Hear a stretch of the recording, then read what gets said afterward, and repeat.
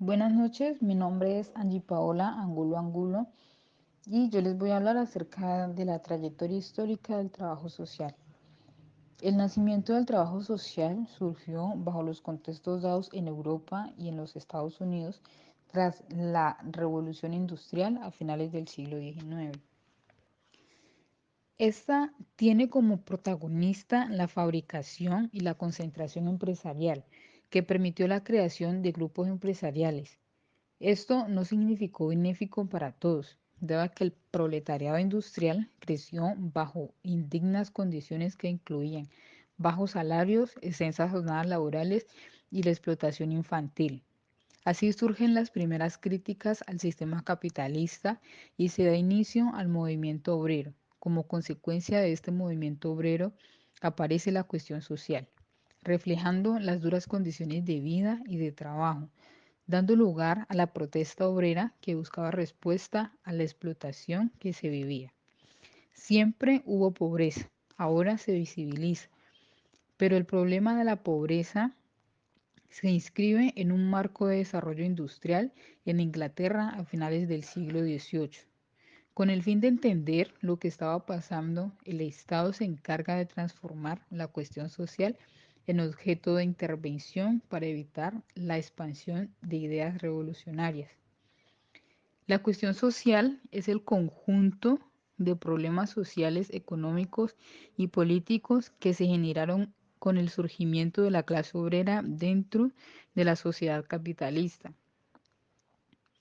El inicio de la intervención a la cuestión social da espacio a las primeras acciones de servicio social, las cuales inician con la beneficencia, principalmente en Inglaterra, donde las mujeres burguesas son las encargadas de mantener el control social. En 1860 se produjeron varias crisis económicas y en Londres unas 100 organizaciones caritativas distribuían limosnas. Para poner orden, el reverendo Henry recomendó en 1868 el establecimiento de un consejo que coordine las actividades de los grupos de beneficencia, tanto públicos como privados. En 1869 se creó la sociedad que poco después se convirtió en la COS, Sociedad para la Organización de la Caridad. Los fundadores de la COS sostenían que la caridad indiscriminada era un inconveniente por dos razones. Primero, porque fomentaba la mendicidad y segundo, porque fragmentaba los recursos y los hacía ineficientes.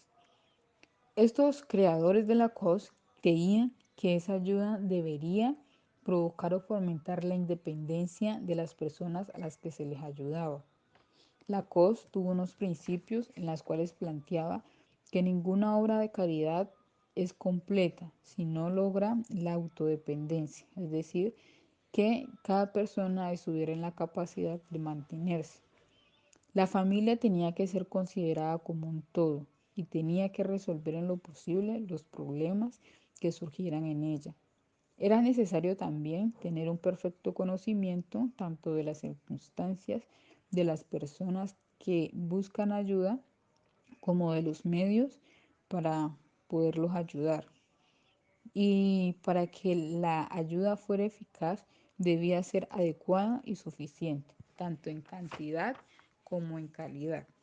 La COS llegó a unas conclusiones, entre ellas el tratamiento de la pobreza requería ordenar la caridad, que también era necesario ofrecer amistad a los pobres para aumentar su autoestima y su autoconocimiento. También se debía investigar las circunstancias y las causas de la pobreza y se ponía el ideal de autoayuda y se exigía la colaboración del necesitado en la solución de su problema. La COS, creada en 1869, tuvo unas principales pioneras, entre ellas Concepción Arenal, quien nace en 1820 y fallece en 1893. Esta pertenecía a una familia ilustre. Su padre fue un militar y firme defensor del liberalismo, quien muere en la cárcel por defender esta ideología. A los 21 años, tras la muerte de su madre, adquiere toda la herencia que le permite estudiar en la universidad.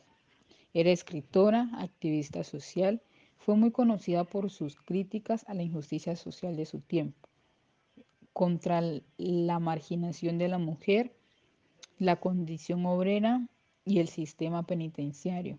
Desarrolló una intensa actividad filantrópica y colaboró en iniciativas para conseguir el derecho a la educación de la mujer. Fue la fundadora del periodo de la Voz de la Caridad en 1870 y de la Constructora Benéfica en 1872. La constructora benéfica pues era dedicada a construir pues casas baratas para los obreros. Esta pionera daba las claves en algunas de sus obras y en su intervención sobre cómo organizar la ayuda, cómo tratar y actuar con las personas sin recurso o en riesgo de exclusión social. Otavia Hill, quien nace el 3 de diciembre de 1838 y fallece el 13 de agosto de 1912.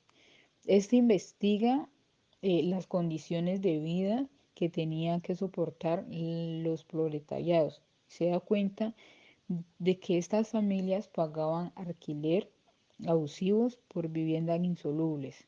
En 1864 fomentó un plan de reconstrucción y rehabilitación de una vivienda en alquiler. Llevó a cabo la acomodación de las habitaciones de las ya abandonadas mansiones.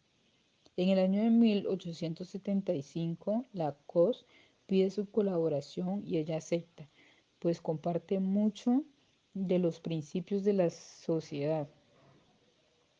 Sin embargo, considera que la ayuda no puede estar dirigida a unas pocas familias, sino que debe ser más global. En 1896 crea un plan de formación para los colaboradores de la COS. Mary Richmond nace el 5 de agosto de 1861 y fallece el 12 de septiembre de 1928.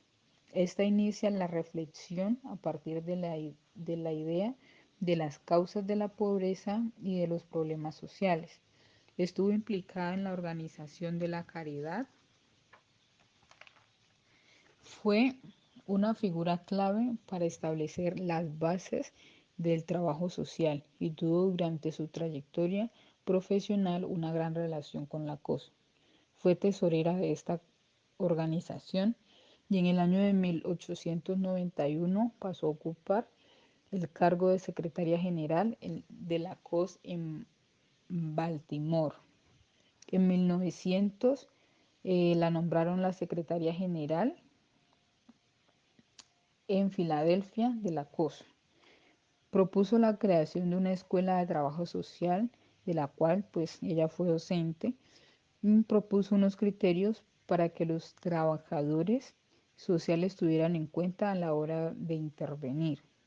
Entre ellos, actuar con naturalidad y evitar la rigidez con el usuario, establecer una relación directa y sincera con el usuario y poder potenciar la participación de los usuarios en la solución de sus problemas.